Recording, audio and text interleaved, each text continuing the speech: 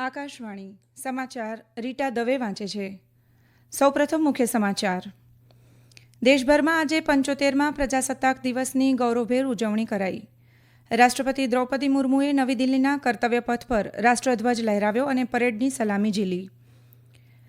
પ્રજાસત્તાક પર્વે આજે પોલીસ, અગ્નિશમન સેવા, હોમગાર્ડ અને સંરક્ષણ સેવાના 1132 જવાનોને શૌર્ય અને સેવા ચંદ્રકો એનાયત કરાયા. વિદેશ સચિવ વિનય મોહન ક્વાત્રાએ જણાવ્યું છે કે ફ્રાન્સના રાષ્ટ્રપતિ ઇમેન્યુઅલ મેક્રોનની ભારત મુલાકાત દરમિયાન મહત્વપૂર્ણ ભારત ફ્રાન્સ સંરક્ષણ કાર્ય યોજના નક્કી કરાઈ. તુર્કીના રાષ્ટ્રપતિ તૈયબ એર્દોગને સંસદની મંજૂરી બાદ સ્વીડનની નાટો સભ્યપદને મંજૂરી આપી. ભારતીય મહિલા હોકી ટીમ ઓમાનમાં રમાઈ રહેલા હોકી વિશ્વકપની સેમીફાઇનલમાં પહોંચી. સમાચાર વિગતવાર. દેશભરમાં આજે 75મા પ્રજાસત્તાક દિવસની ગૌરવભેર ઉજવણી કરાઈ. રાષ્ટ્રપતિ દ્રૌપદી મુર્મુએ નવી દિલ્હીના કર્તવ્ય પથ પર રાષ્ટ્રધ્વજ લહેરાવ્યો અને પરેડની સલામી ઝીલી. ગણતંત્ર દિવસ સમારોહમાં ફ્રાન્સના રાષ્ટ્રપતિ ઇમેન્યુઅલ મેક્રોન મુખ્ય અતિથિ રૂપે ઉપસ્થિત રહ્યા હતા. સમારોહ પૂર્વે પ્રધાનમંત્રી નરેન્દ્ર મોદીએ રાષ્ટ્રીય યુદ્ધ સ્મારકની મુલાકાત લઈ શહીદોને પુષ્પાંજલિ અર્પણ કરી હતી. બાદમાં પ્રધાનમંત્રી, સંરક્ષણ મંત્રી, વિવિધ પક્ષના નેતાઓ, વિદેશી મહેમાનો સહિત 13,000 જેટલા મહાનુભાવો સમારોહમાં સહભાગી થયા હતા. સમારોહની શરૂઆત 100થી વધુ મહિલા કલાકારોએ ભારતીય સંગીત વાદ્ય વગાડીને કરી હતી. આ પ્રજાસત્તાક પર્વ ઉજવણીમાં પ્રથમ વખત ત્રણેય સેનાની મહિલા પાંખની ટુકડીઓએ પરેડનું નેતૃત્વ કર્યું હતું. પરેડમાં ભારતની સમૃદ્ધ સાંસ્કૃતિક વિવિધતા અને વારસાની ઝલક દર્શાવતી ઝાંખીઓ પ્રદર્શિત કરવામાં આવી હતી. પ્રજાસત્તાક દિને નવી દિલ્હીના કર્તવ્ય પથ પર ગુજરાતમાંથી United Nations World Tourism Organization દ્વારા શ્રેષ્ઠ પ્રવાસન ગામ તરીકે સન્માન પ્રાપ્ત કરેલ કચ્છના ધોરડોના સાંસ્કૃતિક વારસાને ઉજાગર કરતા ધોરડો ગુજરાતના સરહદી પ્રવાસની વૈશ્વિક ઓળખની થીમ સાથેનો ટેબ્લો પરેડમાં રજૂ કરવામાં આવ્યો. કચ્છી કલા સંસ્કૃતિ, કચ્છની ઓળખ સમા ભૂંગા, રણોત્સવ, ટેન્ટ સિટી, યુનેસ્કોમાં અમૂર્ત સાંસ્કૃતિક વારસાનો દરજ્જો પ્રાપ્ત કરી ચૂકેલા ગરબાની પરંપરાગત રજૂઆત સહિતના આ ટેબ્લોમાં લોકોએ ભારે આકર્ષણ જમાવ્યું હતું. નવા સંસદ ભવનની સાથે ઇસરો દ્વારા ચંદ્રયાનનો ટેબ્લો રજૂ કરવામાં આવ્યો હતો. ડિજિટલ ભારત અને ઇલેક્શન કમિશન મતદાતા જાગૃતિ અંગેનો ટેબ્લો પણ પ્રસ્તુત કરાયો હતો. દેશના વિવિધ રાજ્યોએ પોતાની વિશેષતા દર્શાવતા ટેબ્લો પ્રસ્તુત કર્યા હતા. આ સમગ્ર પ્રજાસત્તાક પર્વ મહિલાઓને સમર્પિત રહ્યો. સાંસ્કૃતિક મંત્રાલય દ્વારા દેશમાં વિવિધ રાજ્યો, પ્રદેશો અને સંપ્રદાયોમાં પ્રસ્તુત થતા નૃત્યોની પ્રસ્તુતિ કરવામાં આવી હતી. બીએસએફ મહિલાઓ દ્વારા મોટરબાઇક પર કરતબો રજૂ કરાયા તો વાયુસેના દ્વારા આકાશમાં પણ કરતબો બતાવવામાં આવ્યા. 21 તોપોની સલામી બાદ રાષ્ટ્રગાન સાથે કાર્યક્રમની પૂર્ણાહુતિ કરાઈ. ગુજરાતમાં 75મા પ્રજાસત્તાક પર્વની રાજ્યકક્ષાની ઉજવણી જૂનાગઢ ખાતે કરવામાં આવી. રાજ્યપાલ આચાર્ય દેવવ્રતે અને મુખ્યમંત્રી ભૂપેન્દ્ર પટેલે ધ્વજવંદન કરીને ત્રિરંગાને સલામી આપી હતી. દેશના તમામ રાજ્યોમાં ઉલ્લાસભેર પ્રજાસત્તાક દિવસની ઉજવણી કરાઈ. છત્તીસગઢના રાયપુર ખાતે રાજ્યપાલ વિશ્વભૂષણ હરિશ્ચંદ્રને રાષ્ટ્રધ્વજ લહેરાવી પરેડની સલામી ઝીલી. પંજાબમાં રાજ્યપાલ બનવારીલાલ પુરોહિતે પાટિયાલા ખાતે, મુખ્યમંત્રી ભગવંત માને લુધિયાણા ખાતે પ્રજાસત્તાક પર્વની ઉજવણીમાં ભાગ લીધો. આંધ્રપ્રદેશમાં વિજયવાડા ખાતે રાજ્યપાલ એસ અબ્દુલ નઝીરે પરેડની સલામી ઝીલી. મહારાષ્ટ્રમાં રાજ્યપાલ રમેશ બાઇસે છત્રપતિ શિવાજી મહારાજ મેદાન ખાતે આયોજિત ઉજવણી સમારોહમાં ભાગ લીધો. હરિયાણામાં રાજ્યપાલ બંદારુ દત્તાત્રેયે પાણીપત ખાતે તો મુખ્યમંત્રી કરનાલ ખાતે પરેડની સલામતી લીધી. ઉત્તર પ્રદેશમાં તમામ જિલ્લા મુખ્યાલય, શૈક્ષણિક સંસ્થાનો, મદ્રેસા અને વિવિધ સરકારી કચેરીઓ ખાતે પ્રજાસત્તાક પર્વની ઉજવણી કરાઈ. નાગાલેન્ડમાં રાજ્યપાલે ગણેશ ઉજવણી સમારોહને સંબોધતા નાગા રાજકીય મુદ્દાને વહેલી તકે ઉકેલવા તેમની સરકાર પ્રતિબદ્ધ છે તેમ જણાવ્યું.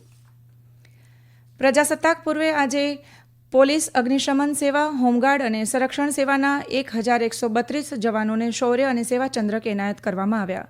જે અંતર્ગત ગુજરાત પોલીસ દળના 18 અધિકારીઓ, જવાનોને પોલીસ ચંદ્રક એનાયત કરાયા. ગઈકાલે ગૃહ મંત્રાલય દ્વારા સુરક્ષા કર્મચારીઓ માટે વીરતા પુરસ્કાર અને સેવા ચંદ્રકોની જાહેરાત કરાઈ હતી. દેશભરના 1132 પોલીસ કર્મચારીઓ અને અધિકારીઓને આજે વિશેષ પોલીસ ચંદ્રકો એનાયત કરાયા. જેમાં ગુજરાત પોલીસના 2 પોલીસ અધિકારીઓને વિશિષ્ટ સેવા પોલીસ ચંદ્રક અને 16 પોલીસ અધિકારી કર્મચારીઓને પ્રશંસનીય સેવા અંગેના પોલીસ ચંદ્રકો એનાયત કરાયા. ભારતીય સેનાના ટાઇગર વિભાગે આજે જમ્મુમાં બલિદાન સ્તંભ યુદ્ધ સ્મારક ખાતે 75મા પ્રજાસત્તાક દિવસની ઉજવણી કરી. રાજ્યપાલ મનોજ સિન્હાએ ટાઇગર ડિવિઝનના અન્ય રેન્કની હાજરીમાં ઔપચારિક ગાર્ડ ઓફ ઓનર સાથે શહીદ નાયકોને શ્રદ્ધાંજલિ આપવા માટે સ્મારકની શાશ્વત જ્યોત પર પુષ્પાંજલિ અર્પણ કરી હતી. બલિદાન સ્તંભ આઝાદી પછીથી જમ્મુ અને કાશ્મીરની ધરતી પર માતૃભૂમિની સેવામાં પોતાના જીવનની આહુતિ આપનાર સૈનિકોના બલિદાનની યાદમાં બનાવવામાં આવ્યું છે. આ સમાચાર આપ આકાશવાણી પરથી સાંભળી રહ્યા છો. પશુપાલન અને ડેરી મંત્રી પુરુષોત્તમ રૂપાલાએ આજે રાષ્ટ્રીય ગોકુલ મિશન અને મત્સ્યોદ્યોગ વિભાગના લાભાર્થીઓ સાથે વાર્તાલાપ કર્યો. નવી દિલ્હીમાં પ્રજાસત્તાક દિવસની ઉજવણી માટે લાભાર્થીઓએ વિશેષ અતિથિ તરીકે આમંત્રિત કરવામાં આવ્યા હતા. મંત્રીએ પશુપાલન અને મત્સ્યોદ્યોગ ક્ષેત્રે આપેલા યોગદાન બદલ આમંત્રિતોનું સન્માન પણ કર્યું હતું. સમારોહને સંબોધતા શ્રી રૂપાલાએ કહ્યું કે ભારત દૂધ ઉત્પાદનની દ્રષ્ટિએ તથા માથાદીઠ દૂધની ઉપલબ્ધતાની બાબતમાં વિશ્વમાં અગ્રેસર છે. તેમણે ઉમેર્યું કે દેશમાં મોટા પાયે રસીકરણ અને મોબાઈલ વેટરનિટી યુનિટ દ્વારા પ્રાણીઓના આરોગ્યમાં સુધારો થઈ રહ્યો છે. મંત્રીએ ઉપસ્થિતોને પોતપોતાના ક્ષેત્રમાં ટેકનોલોજીના ઉપયોગને પ્રોત્સાહન આપવા વિનંતી કરી હતી. વિદેશ સચિવ વિનય મોહન ક્વાત્રાએ જણાવ્યું છે કે ફ્રાન્સના રાષ્ટ્રપતિ ઇમેન્યુઅલ મેક્રોનની ભારત મુલાકાત દરમિયાન મહત્વપૂર્ણ ભારત ફ્રાન્સ સંરક્ષણ કાર્ય યોજના નક્કી કરાઈ છે. આજે નવી દિલ્હીમાં એક પત્રકાર પરિષદને સંબોધતા શ્રી ક્વાત્રાએ જણાવ્યું કે ફ્રાન્સના રાષ્ટ્રપતિની મુલાકાત દરમિયાન ન્યૂ સ્પેસ ઇન્ડિયા લિમિટેડ અને આર્યાન સ્પેસ વચ્ચે સંરક્ષણ અવકાશ ભાગીદારી અને ઉપગ્રહ પ્રક્ષેપણ માટે સમજૂતી કરાર પર હસ્તાક્ષર કરવામાં આવ્યા. તેમણે કહ્યું કે H-125 હેલિકોપ્ટરના ઉત્પાદન માટે ટાટા અને એરબસ હેલિકોપ્ટર વચ્ચે ઔદ્યોગિક ભાગીદારી પણ થઈ છે. શ્રી ક્વાત્રાએ વર્ષ 2026ને ભારત ફ્રાન્સ નવીનતા વર્ષ તરીકે ઉજવવાની જાહેરાત કરી છે. વિદેશ સચિવે કહ્યું છે કે ફ્રાન્સના માર્સેલીમાં ભારતીય વાણિજ્ય દૂતાવાસ અને હૈદરાબાદમાં ફ્રેન્ચ બ્યુરો શરૂ કરવા માટે સંપૂર્ણ તૈયાર છે. તેમણે કહ્યું કે બંને દેશો આંતરરાષ્ટ્રીય સૌર ગઠબંધન હેઠળ સેનેગલમાં સોલાર એકેડમી સ્થાપવા માટે પણ સંમત થયા છે. શ્રી ક્વાત્રાએ જણાવ્યું કે પ્રધાનમંત્રી નરેન્દ્ર મોદી અને ફ્રાન્સના રાષ્ટ્રપતિએ ગાઝામાં ચાલી રહેલા સંઘર્ષ અને તેના પરિણામો તેમજ રાતા સમુદ્રમાં બલેની ઘટનાઓ પર પણ ચર્ચા કરી હતી. તુર્કીના રાષ્ટ્રપતિ તય્યપ એર્દોગને સંસદની મંજૂરી બાદ સ્વીડનની નાટો સભ્યપદને મંજૂરી આપી છે. રાષ્ટ્રપતિ એર્દોગને નોર્ડિક દેશના લશ્કરી જોડાણમાં જોડાવાના આદેશ પર હસ્તાક્ષર કર્યા છે અને સંબંધિત પ્રોટોકોલને મંજૂરી આપી છે.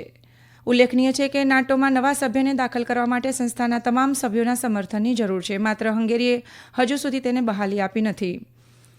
અમેરિકી વિદેશ મંત્રી એન્ટની બ્લિંકને કહ્યું છે કે તેઓ સ્વીડનની નાટો સભ્યપદને સમર્થન આપવાના તુર્કીના નિર્ણયનું સ્વાગત કરે છે. ફ્રાન્સના રાષ્ટ્રપતિ ઇમેન્યુઅલ મેક્રોને આજે કહ્યું છે કે ફ્રાન્સનું લક્ષ્ય વર્ષ 2030 સુધીમાં 30,000 ભારતીય વિદ્યાર્થીઓને ફ્રેન્ચ યુનિવર્સિટીમાં સામેલ કરવાનું છે. એક સોશિયલ મીડિયા પોસ્ટમાં શ્રી મેક્રોને કહ્યું કે તેઓ ખૂબ જ મહત્વાકાંક્ષી લક્ષ્યને પહોંચી વળવા માટે કટિબદ્ધ છે. તેમણે કહ્યું કે ફ્રાન્સ બધા માટે ફ્રેન્ચ સારા ભવિષ્ય માટે ફ્રેન્ચ પહેલને શાળા અને જાહેર શાળાઓમાં ફ્રેન્ચ શીખવવા માટે નવા માર્ગો શરૂ કરી રહ્યું છે. તેમણે એમ કહ્યું કે ફ્રેન્ચ શીખવવા માટે આંતરરાષ્ટ્રીય વર્ગો બનાવવામાં આવી રહ્યા છે. જે વિદ્યાર્થીઓ ફ્રેન્ચ નથી બોલી શકતા તેમને ફ્રેન્ચ યુનિવર્સિટીઓમાં જોડાવા માટે પરવાનગી અપાશે. ભારતીય મહિલા હોકી ટીમ ઓમાનમાં રમાઈ રહેલા FIH વિશ્વકપની સેમીફાઇનલમાં પહોંચી છે. આજે ક્વાર્ટર ફાઇનલમાં ભારતે ન્યૂઝીલેન્ડને 11-1થી હરાવ્યું હતું. સેમીફાઇનલ મેચ ભારત અને દક્ષિણ આફ્રિકા વચ્ચે રમાશે. ભારતે હૈદરાબાદમાં 5 મેચની શ્રેણીની પ્રથમ ટેસ્ટના બીજા દિવસે ઇંગ્લેન્ડ સામે 175 રનની લીડ મેળવીને 7 વિકેટે 421 રન બનાવ્યા છે. રમતના અંતે રવિન્દ્ર જાડેજા 81 અને અક્ષર પટેલ 35 રન પર બેટિંગ કરી રહ્યા હતા. KL રાહુલે 86 જ્યારે યશસ્વી જયસ્વાલે 80 રન બનાવ્યા છે. ઇંગ્લેન્ડ તરફથી ટોમ હાર્ટલી અને જો રૂટે 2 વિકેટ ઝડપી છે. ગઈકાલે ઇંગ્લેન્ડ પ્રથમ દાવમાં 246 રનમાં ઓલ આઉટ થયું હતું. પેલેસ્ટિયન આતંકવાદી જૂથ હમાસે જણાવ્યું છે કે જો ઇઝરાયેલ યુદ્ધવિરામ અંગે આંતરરાષ્ટ્રીય અદાલતના ચુકાદાનું પાલન કરશે તો જ તેઓ ગાઝામાં યુદ્ધવિરામ અંગેના ચુકાદાનું પાલન કરશે. હમાસે એમ પણ જણાવ્યું હતું કે જો ઇઝરાયેલ પેલેસ્ટિયન કેદીઓને ઇઝરાયેલની જેલોમાંથી મુક્ત કરશે તો તે ગાઝામાં તેની કેદમાં રાખવામાં આવેલ ઇઝરાયેલી બંધકોને મુક્ત કરશે. દરમિયાન ઇઝરાયેલે વિશ્વ આરોગ્ય સંસ્થા પર ગાઝા પટ્ટીમાં હોસ્પિટલોના આતંકવાદી કાર્ય માટે ઉપયોગના ઇઝરાયેલી પુરાવાઓને અવગણીને હમાસ સાથેની મિલીભગતનો આરોપ મૂક્યો છે. અંતમાં મુખ્ય સમાચાર ફરી એકવાર. દેશભરમાં આજે 75મા પ્રજાસત્તાક દિવસની ગૌરવભેર ઉજવણી કરાઈ. રાષ્ટ્રપતિ દ્રૌપદી મુર્મુએ નવી દિલ્હીના કર્તવ્ય પથ પર રાષ્ટ્રધ્વજ લહેરાવ્યો અને પરેડની સલામી ઝીલી. પ્રજાસત્તાક પર્વે આજે પોલીસ, અગ્નિશમન સેવા, હોમગાર્ડ અને સંરક્ષણ સેવાના 1132 જવાનોને શૌર્ય સેવા ચંદ્રક એનાયત કરાયા. વિદેશ સચિવ વિનય મોહન ક્વાત્રાએ જણાવ્યું છે કે ફ્રાન્સના રાષ્ટ્રપતિ ઇમેન્યુઅલ મેક્રોનની ભારત મુલાકાત દરમિયાન મહત્વપૂર્ણ ભારત ફ્રાન્સ સંરક્ષણ કાર્ય યોજના નક્કી કરાઈ. તુર્કીના રાષ્ટ્રપતિ તય્યપ એર્દોગને સંસદની મંજૂરી બાદ સ્વીડનની નાટો સભ્યપદને મંજૂરી આપી. ભારતીય હોકી મહિલા ટીમ ઓમાનમાં રમાઈ રહેલ વિશ્વકપની સેમીફાઇનલમાં પહોંચી. આ સાથે જ આકાશવાણી પરથી સમાચાર પૂરા થયા.